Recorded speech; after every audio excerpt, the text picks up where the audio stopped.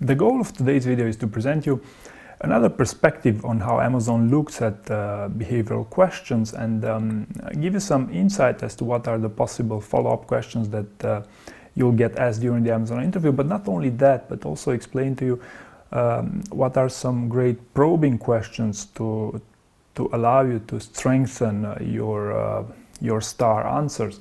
So before getting into the questions, let me quickly explain for people that are not familiar with the star format. So this format is something that Amazon publicly endorses on their jobs website, and it basically consists of the situation in which you present the project that you are working on.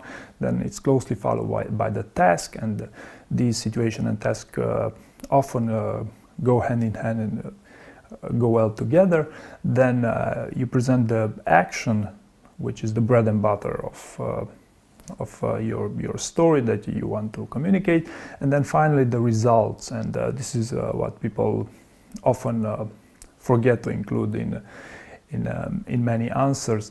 So the main point with this star format is, although it sounds very easy to understand and to use for your answers, I know from experience it takes days, and it takes an average of 2 weeks, in my opinion, to become really good at with these things. So without further ado, let's look at some examples. So let's take a look at an example for the role of a project manager that's getting asked the following question: tell me about the time when you had to deal with a difficult situation. And before presenting you the example, let me quickly emphasize on why I took such an example and what makes a great example for Amazon. So Amazon is very much not only a data-driven company, but a large company comprising of many teams. They also call these the two pizza teams.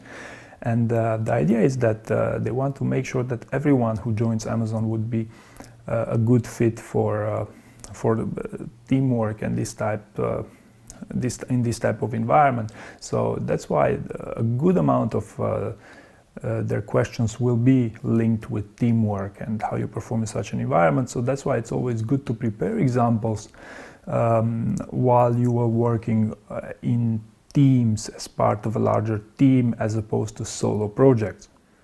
Let me tell you about the time where I was project manager at XYZ Software, and I was in charge of a team of 5 people, and we were tasked to develop an enterprise ads delivery platform. Now, the challenge with these ads delivery platforms is that they must keep up with ever-evolving changes,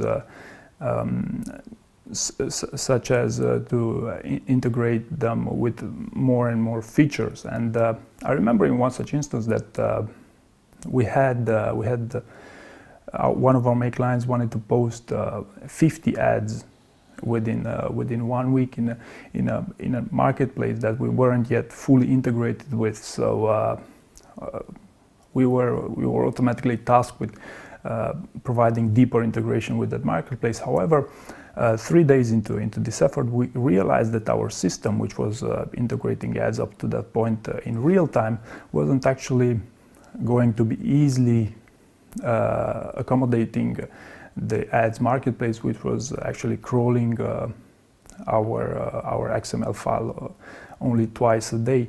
So we realized we would never be able to achieve that deadline. So what we did here was to implement a post ad button like we would normally do for any ads marketplace, but instead of integrating that post ads with the ads marketplace, we made that button to automatically perform a request or dedicated team who posted ads for our clients until we managed to properly integrate with that ads platform. So this proved out to work quite well. Our client was very happy. Everything worked as he would have expected it to work, and until 2 weeks later, until we properly integrated with that ads platform. And this platform actually became one of the most important for the software and generated a significant increase in revenue over the years. All right, now that we have the full answer, let's split it into each of the major sections of the star format and see what's going on with each of them, beginning with the situation and task that usually go hand in hand. The number one probing question that you could ask here to test whether your answer is great is, why was this important? What was the goal? And but the reason why this example was important, because our clients had to post ads online. We had to provide them with this capability. Second, what was the initial scope of this project? What were the challenges here? So in my case, the initial scope of the project was to deliver an HR platform for our clients to allow them to both hire and retain better people through the system. Now, one of the main challenges was because we initially started on digital personality profiling tools, and then we had to migrate towards online ads and data-driven hiring in general. What were the risks and consequences if nothing happened? Well, if nothing happened, if you wouldn't have integrated, if we wouldn't have provided a deeper integration with the job board, we would almost certainly lose clients and lose a lot of revenue opportunity on the longer term. So these would be the three main probing questions to help you design better answers to questions. Now let's take a look at three challenge questions that Amazon interviewers might ask you during the Amazon interview. And the first one would be, why did you choose to showcase this accomplishment and not another one? And in my case, I chose this because I thought it was the most relevant and relatively recent example that would showcase my a core competency that is relevant to this role. The second challenge question here, what are some other stories that could demonstrate the same core competencies? In my case, I could present you with another story from the same software where we launched another type of feature. So in the example that I gave, this was actually a part of a huge project, and this was only a relatively small part of it, so I could definitely choose another feature from that project. Like, notice here that you could also employ the same strategy while answering questions. Could you come up with an example that is more recent? And here it's pretty much up to you to prepare an example that is even more recent than this one, although that if you were carefully listening to what I said, I already said that this was actually recent, but a well-known follow-up question at Amazon is, can you give me another example that is more recent? So just keep that in mind. Okay, now moving on to the action part of the story, the first probing questions that you could use there.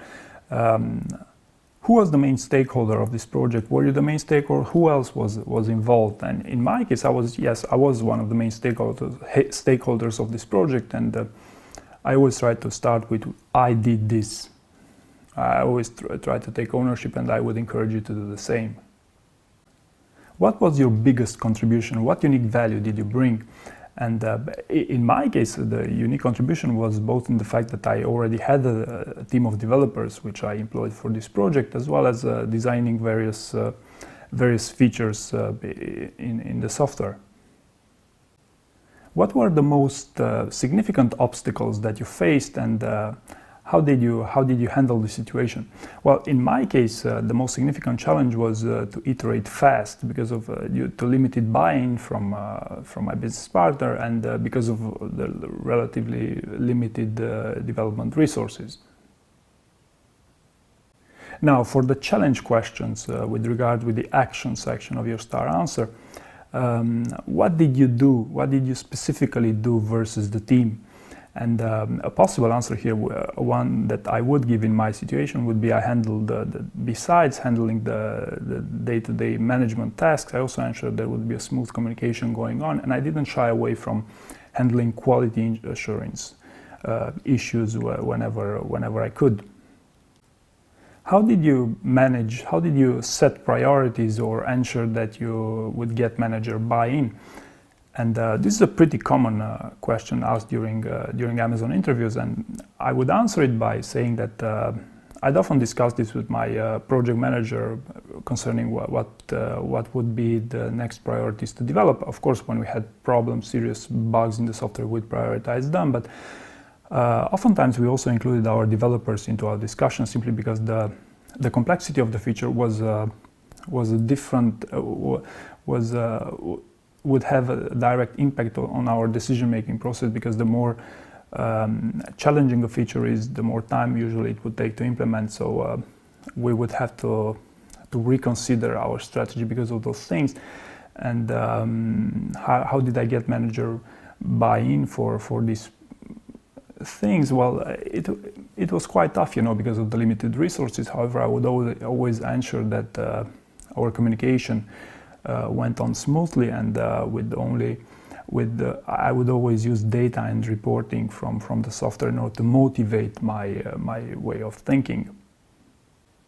What decisions did you challenge, and how did you influence the right type of outcome? One decision that I challenged here was the main goal of initially in our HR software was to provide personality profiling tools within a digital context, and it wasn't working out quite well, and I had the data to prove this. However, from here to influencing the decision was a long way to go, because we'd already built a revenue stream based on that type of business. So it actually took us around 2 years to shift away from that to the new one. And of course it was